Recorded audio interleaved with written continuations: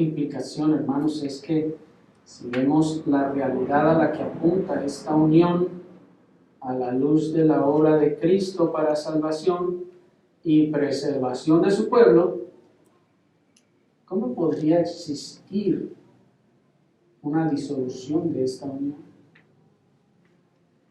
Esto es, si el matrimonio es el reflejo de la unión de Cristo con su iglesia, lo vamos a ver más adelante, se los vamos a demostrar.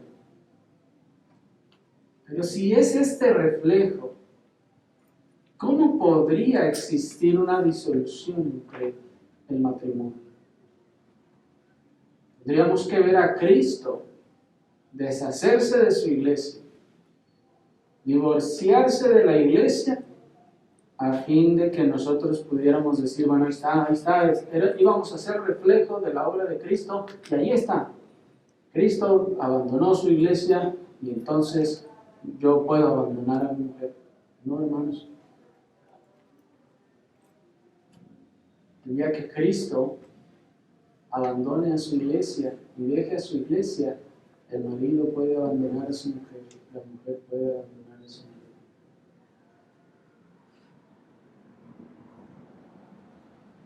Así que cualquier unión, pues, adicionalmente, como una implicación más, cualquier unión que no lleve el propósito voluntario de formar un hogar y una familia, procreando hijos, no está honrando a Dios ni en su diseño, ni su propósito. Si alguien dice, no, yo me caso, pero yo no quiero tener hijos. Sí, yo amo a mi esposa, pero no, los hijos no, eso no es para nosotros. Nosotros no somos así. Hermanos, ese no es el propósito de Dios al formar un hogar y una familia.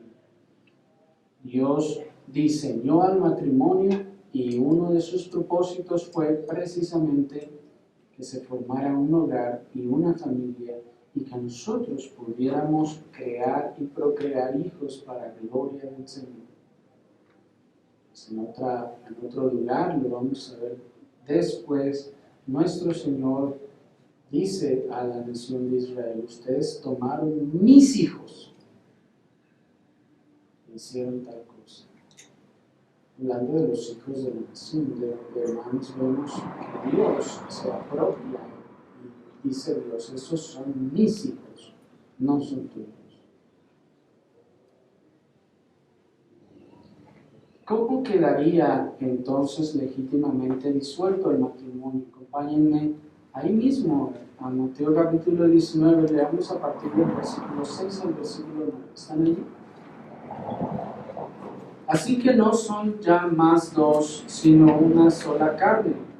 Por tanto, lo que Dios juntó, no lo separe. Le dijeron, ¿por qué pues mandó Moisés dar carta de divorcio y repudiarla? Él les dijo, por la dureza de vuestro corazón, Moisés os permitió repudiar a vuestras mujeres, mas al principio no fue así. Y yo os digo que cualquiera que repudia a su mujer, salvo por causa de fornicación, y se casa con otra, adultera. Y el que se casa con la repudiada, adultera. Hasta ahí. ¿Qué es entonces lo que disuelve legítimamente el matrimonio? Ya lo veíamos, lo que Dios diga. La respuesta primaria sería pues lo que Dios diga. Si Dios estableció el matrimonio, ya dijimos que Él solo tiene la autoridad para disolverlo. Solo Él puede decir, así se creó y así se disuelve. Él es el que estableció, en otras palabras, las reglas de juego, y Él entonces ha de determinar tanto cómo se une y cómo se disuelve. Según lo que encontramos en la Escritura, hay tres cosas a saber que disuelven el matrimonio. La primera de ellas es la muerte. El versículo 6 nos dice, así que no son ya más dos, sino una sola carne, por tanto lo que Dios juntó, no lo separe el hombre. Y como veíamos, si no debe separarlo el hombre, debe ser un agente distinto, ya sea Dios, que no va a hacerlo, no va a ir en contra de su propio diseño y propósito, y la muerte. Primero los Corintios capítulo 7, versículo 39, leíamos que la mujer casada está ligada por la ley mientras el marido vive, pero si su marido muriere, libre es para casarse con quien quiera, por tal que sea necesario. Así que la primera cosa, hermanos, que disuelve el vínculo matrimonial es la muerte. Como les decía, ya hemos hablado de estas cosas en el pasado, así que por eso estamos siendo breves con todo esto. La muerte es la primera razón. Ya veíamos también anteriormente que entonces, una vez muerta una de las partes de la pareja, entonces queda disuelto el vínculo matrimonial y queda libre de todos sus votos y de todas sus obligaciones. La segunda cosa, hermanos, que disuelve el vínculo matrimonial es el adulterio, versículo 9. Están ahí, dice el versículo 9, y yo os digo que cualquiera que repudia a su mujer salvo por causa de fornicación y se casa con otra, adultera. Y el que se casa con la repudiada, adultera. Así que el Señor nos está diciendo, recuerden, está respondiéndoles a los fariseos. Ellos quieren seguir teniendo sus libertades carnales que ellos mismos se establecieron para divorciarse. Y estas son que, según ellos, basados en una concesión que Moisés les dio en el antiguo pacto, ellos dicen, Moisés nos dio carta de divorcio. Y el Señor les responde que por la dureza de vuestro corazón, Moisés os permitió repudiar a vuestras mujeres si recuerdan ustedes, ahí al final del verso 3, ellos le preguntan, ¿es lícito al hombre repudiar a su mujer por cualquier causa? Y los comentaristas están de acuerdo, hermanos, en que cualquier causa era que, ya que se había dado la concesión de poder repudiar a la mujer por haber hallado un mal en ella, entonces ellos dijeron, ¿y qué es mal? Pues cualquier cosa que no me guste. Pues entonces ahí está una lista de todas las cosas que no me gustan, entonces la puedo repudiar. Ese era el razonamiento de los fariseos en aquel tiempo. ¿Se acuerdan cuando estuvimos viendo acerca del día de reposo, de la distorsión del día de reposo por parte de los fariseos? Pues hacían exactamente lo mismo. Y decían, bueno, es que Moisés dijo que podía ser por hallar algún mal en ella. Y alguien se preguntaba, bueno, ¿y qué tipo de mal? ¿Y cuál mal? No, pues lo que a ti te parezca mal. Y pues, hermanos, imagínense las clases de cosas que se podían enumerar allí. De tal manera que el hombre entonces vivía un libertinaje en cuanto a decidir que pues casi por cualquier cosa que se le antojara o que le pareciera que era malo en su mujer, entonces podía abandonarla, o podía repudiarla, o podía darle carta de divorcio. Pero nuestro Señor Jesucristo dice, hey, no puedes repudiar a tu esposa ni divorciarte de ella porque hayas algo mal en ella. No, así que noten ahí también otra implicación. El hecho de que hallemos muchos errores o males en nuestras esposas o esposos, eso no es causa legítima de divorcio o de separación. Nuestro Señor dice: yo os digo que cualquiera que repudia a su mujer, salvo por causa de fornicación, y se casa con la otra adúltera. El Señor está diciendo: no. Ninguna de esas razones es legítima para el divorcio. La única que lo es, dice, fornicación o adulterio.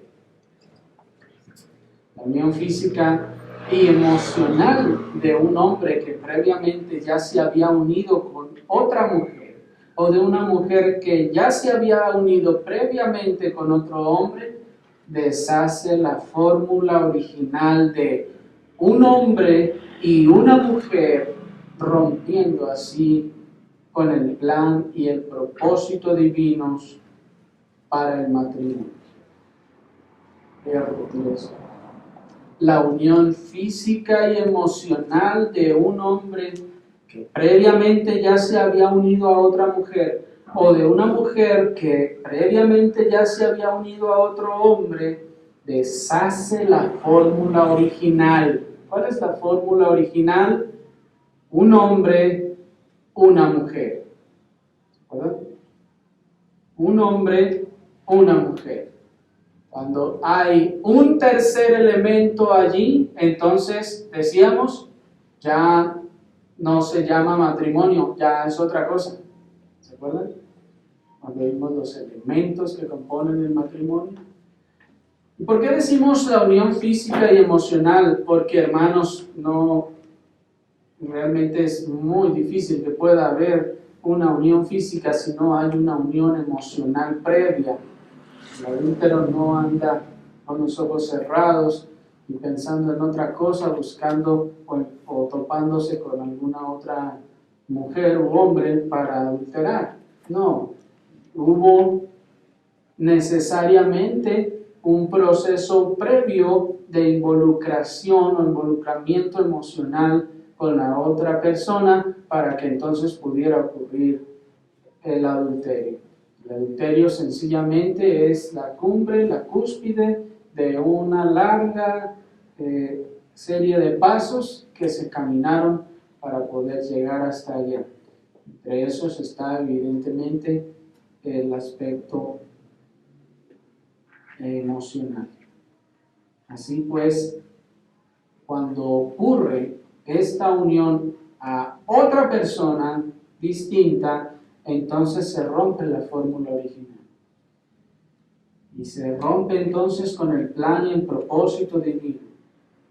Ese plan que Dios había diseñado desde el principio.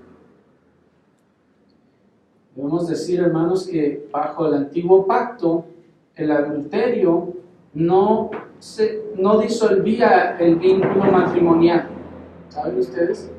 Bajo el antiguo pacto, el adulterio no disolvía el vínculo matrimonial por sí mismo, pero la razón era porque el adúltero y la adúltera eran apedreados hasta morir.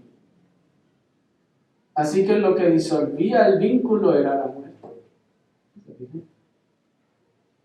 No era porque no hubiese sido proscrito en el antiguo pacto, sino porque en las leyes civiles del antiguo pacto con la nación de Israel, el adúltero y la adúltera serían apedreados hasta morir. Ahora, en el nuevo pacto, cuando el Señor, y donde las leyes civiles de la nación de Israel no aplican para nosotros, hermanos, el adulterio disuelve entonces el matrimonio. Nos dice nuestro Señor Jesucristo también en Mateo 5:32, pero yo os digo que el que repudia a su mujer, a no ser por causa de fornicación, hace que ella adultere, y el que se casa con la repudiada comete adulterio.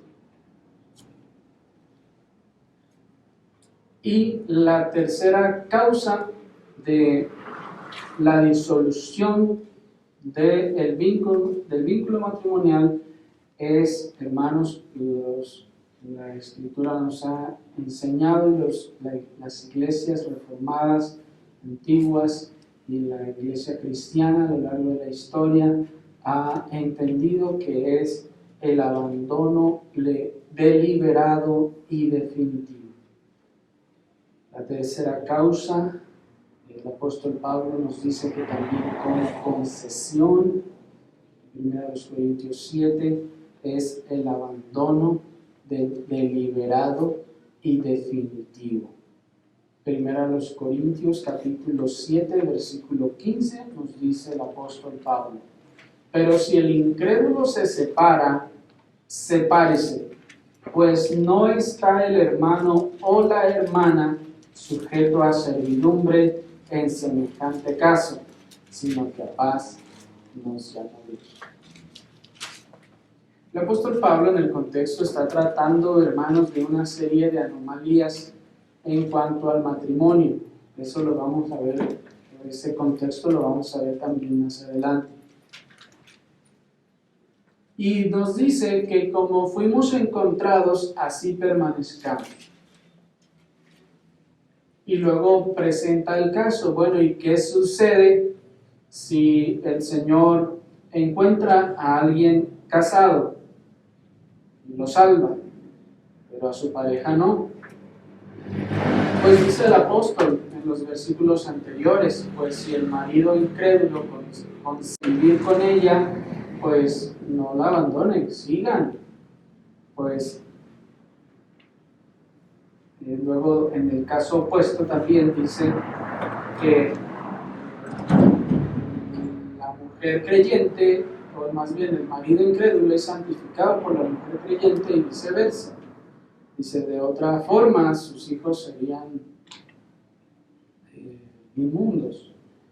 Pero luego dice, pero si el incrédulo se separa, sepárese, pues no está el hermano o la hermana sujeto a servidumbre en semejante caso. Luego de explicarnos el apóstol que las diferencias religiosas, hermanos, no disuelven el vínculo matrimonial, el apóstol Pablo pasa a decirnos que el abandono deliberado y definitivo de uno de los cónyuges libera a su pareja de sus votos y obligaciones para con su cónyuge. ¿Sí? Ya el apóstol Pablo nos dice, si tienes un esposo que es incrédulo o una esposa que es incrédula, dice, y ese esposo o esposa no se quieren separar aunque no haya comunión en cuanto a las convicciones religiosas, pues está bien, no se separen, dice, no se abandonen. Pero si el impío o el incrédulo, dice el apóstol, se quiere ir y dice, no, yo nací católico y me moriré católico, así que vámonos por allá, o lo que sea, dice el apóstol, que se vaya. No está el hermano o la hermana sujeta a servidumbre en semejante caso. La palabra servidumbre se entiende como los votos matrimoniales y las obligaciones que se adquirieron para con su cónyuge. Tal forma que si el cónyuge se va, se le pega y se va con otra mujer o con otro hombre, el vínculo matrimonial por ese abandono definitivo debe disuelto. Insistimos, eso y debe ser un abandono definitivo. Pero notemos que debe ser el impío, el incrédulo el que deserte, ya que es él o ella quien no reconoce ni valora la autoridad divina ni las escrituras. Pues en las escrituras el Señor ha dicho, no se separen. Preguntaron al Señor, ¿es lícito separarse por cualquier cosa? ¿Es lícito separarnos porque ella es católica y yo soy cristiano o viceversa? Dice el Señor, no se separen por esas cosas. Pero si el impío que no valora la palabra del Señor, el diseño de Dios, y dice, no me voy, me largo de aquí, y agarra sus cosas y se va, ¿qué dice el apóstol? Nos dice no está el hermano o la hermana sujeto a servidumbre en tal caso. Así pues, es el impío y es el incrédulo el que debe desertar, porque no conoce la voluntad de Dios ni le interesa, no el creyente. Así, hermanos, estas cosas que hemos expresado tienen también unas implicaciones necesarias. El versículo mismo las tiene. Una de ellas es que, una vez más, entonces el hombre no tiene derecho ni autoridad para disolver el vínculo matrimonial. Y aunque lo quiera o lo pretenda, el que se separa bajo los términos del hombre, o se junta con otro, y se junta con otro o con otra, nos dice nuestro Señor Jesucristo, adultero. El mundo ha establecido una serie de cosas para validar el divorcio y dice, por ejemplo, se puede divorciar por incompatibilidad de caracteres, que se puede divorciar porque tienen diferentes metas y planes de vida y cuánta cosa seguramente va a ir creciendo.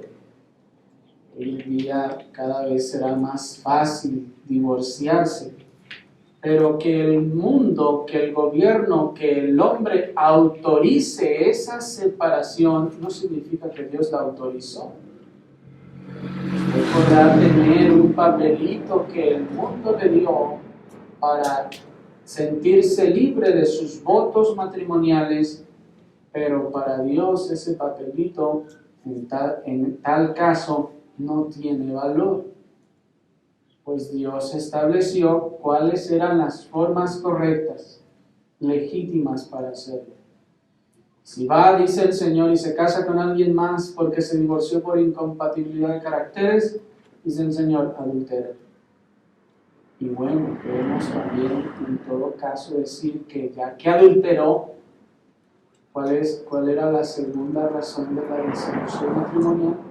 Pues al final disolvió, sí, terminó disolviendo el matrimonio con el otro adulterio, pero lo hizo completamente ilegítimamente, fuera del orden y del propósito de Dios. Una implicación necesaria es que existe entonces ineludiblemente una unión afectiva y emocional en la unión física de una pareja. No debemos decir, como el mundo dice, es que solo es sexo, dice. No, esto no es así, hermanos. Pues en la unión física íntima de una pareja, necesariamente, ineludiblemente hay una unión afectiva y una unión emocional. Esto ya lo vimos y ahondamos un poquito más cuando hablamos acerca del cortejo. Pero hermanos, existe. Y por eso esto es que rompe también con el vínculo matrimonial. Si no existiera esa unión afectiva y emocional en las relaciones íntimas, entonces seríamos como animales. Nos rebajaríamos al punto o al nivel de los animales. Los animales seguro no sentirán esos vínculos emocionales o afectivos con el otro animal. De ahí que el apóstol Pablo nos dice en Romanos capítulo 1 que como animales irracionales se corrompieron. ¿Cómo? Dejándose guiar solamente por sus puros impulsos y deseos carnales. Si no hubiera pues esa unión afectiva, seríamos como animales. Que el hombre ya lo haya practicado tantas veces que esa unión ya casi sea imperceptible, eso es que más bien se ha degradado al punto de los animales, que ya no siente ningún vínculo emocional con quien tiene esas relaciones íntimas. Y esto pues es lo que rompe con el diseño del vínculo matrimonial que Dios establece. La siguiente implicación, hermanos, ya voy a terminar casi, es que las diferencias de religión, carácter, ideología, cultura e incluso de propósito no disuelven el matrimonio o el vínculo matrimonial. No, las diferencias de religión, de carácter, de ideología, de cultura, ni de propósito disuelven por sí mismas el vínculo matrimonial, ¿no? Así que si tiene un cónyuge de otra religión, eso no disuelve su vínculo matrimonial. Y si tiene un carácter diferente y que no son compatibles, eso no disuelve el vínculo matrimonial. Si cada quien tiene una ideología y cada quien gana para cada lado diferente, eso no disuelve el vínculo matrimonial. Si uno piensa una cosa, tiene una cultura, es de otro país, cocina lo que quiere, etc., eso no disuelve el vínculo matrimonial. Sí, no están cumpliendo con el propósito divino de ser uno en mente y corazón, pero eso no causa la disolución del vínculo matrimonial por sí mismo. Tiene que haber en todo caso un abandono, adulterio. Cuatro últimas aclaraciones, hermanos. La primera es que aunque el adulterio es causa legítima de la disolución del matrimonio, hermanos, no es obligatorio separarse una vez ocurrido. El adulterio es causa legítima de disolución del matrimonio, no es obligatorio separarse una vez ocurrido. Bien puede haber perdón y reconciliación. Esto es, no debemos tampoco tomar la conducta o la bandera de decir, ya hubo adulterio, ya, ¿qué están esperando? Sepárense ya. No, hermanos, no, también puede haber perdón y reconciliación. Pues les pregunto, ¿no nos ha perdonado Cristo nuestro Señor y Esposo cuando nosotros hemos adulterado espiritualmente contra Él? ¿Se dan cuenta, hermanos? Ya vimos que uno de los propósitos del matrimonio es mostrar la unidad, la unión de Cristo con su iglesia. Cristo es el esposo, la iglesia es su esposa, ustedes ya saben eso. Pregunta, hermanos, ¿no nos ha perdonado Cristo nuestro Señor y Esposo cuando nosotros hemos adulterado espiritualmente contra Él? ¿Cuántas veces hemos adulterado espiritualmente contra nuestro esposo? ¿1? 2, 3 o 1000.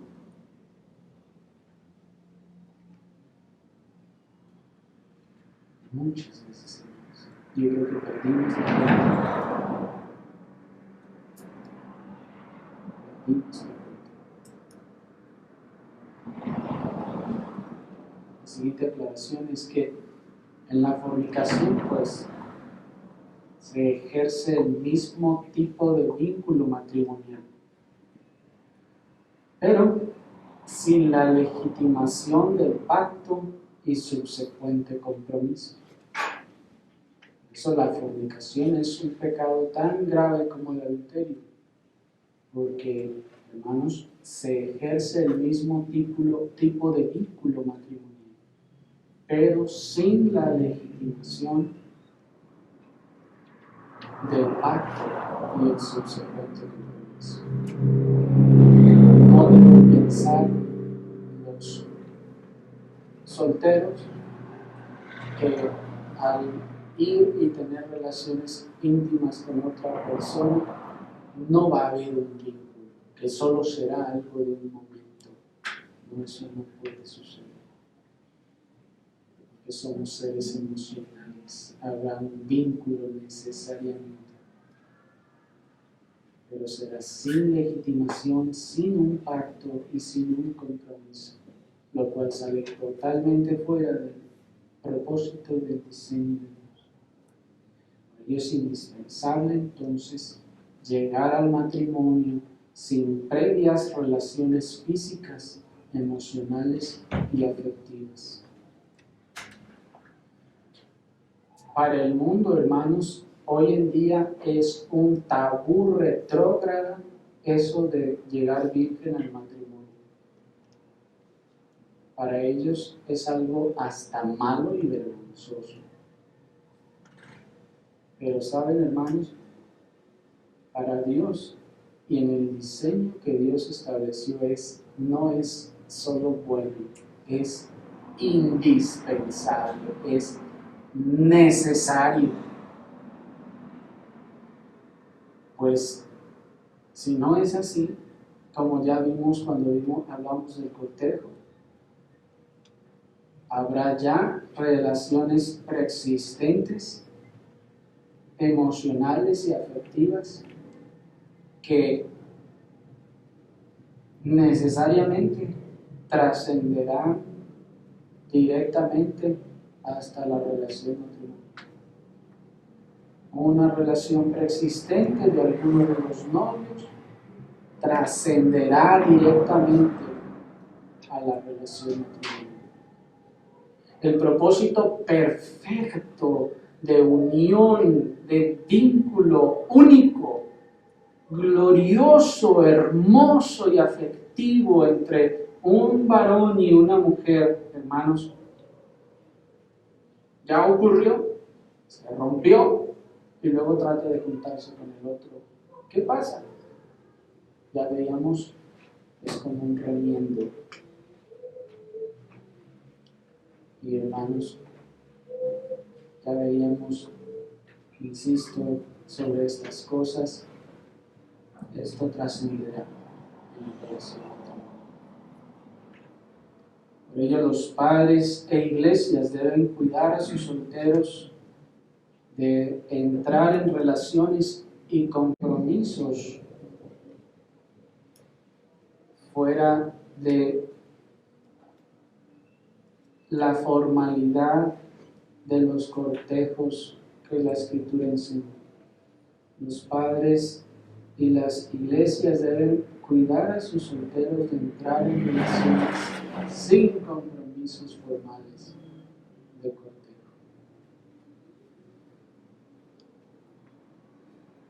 Otra implicación otra advertencia, es que la separación temporal, o aclaración es que la separación temporal no disuelve el vínculo matrimonial. El que se ha separado está obligado a volver a juntarse con su pareja en las condiciones adecuadas para la convivencia. El apóstol Pablo en 1 Corintios nos habla de estas cosas y nos dice que no es necesario que se separe y si lo hizo, no, júntese.